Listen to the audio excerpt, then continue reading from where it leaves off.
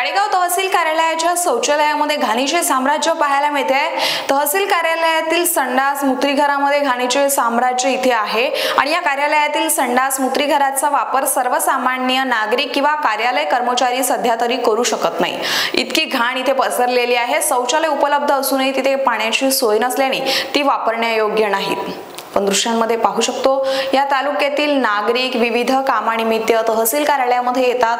त्यांना कामासाठी रोज ये-जा करावी लागते। तर स्वच्छ भारत अभियानांतर्गत कार्यालय स्वच्छ असायलाच पाहिजे, मात्र इमारतीची स्वच्छता आणि नियमित देखभालीकडे दुर्लक्ष होत असल्याचे चित्र इथे पाहायला मिळते आहे। कर्मचारी व सामान्य नागरिकांचे शौचालय घाण असल्याने त्यात बाजूला असलेल्या आधार केंद्रात व पुरवठा विभागामध्ये आणि सेतू सुविधा केंद्रात येणाऱ्या नागरिकांना आता अडचण निर्माण होत आहे। महिला नागरिक व कर्मचाऱ्यांना शौचालय लघुशंकेकरिता कुठे जावे हा प्रश्न आता त्यांच्या समोर निर्माण झालाय।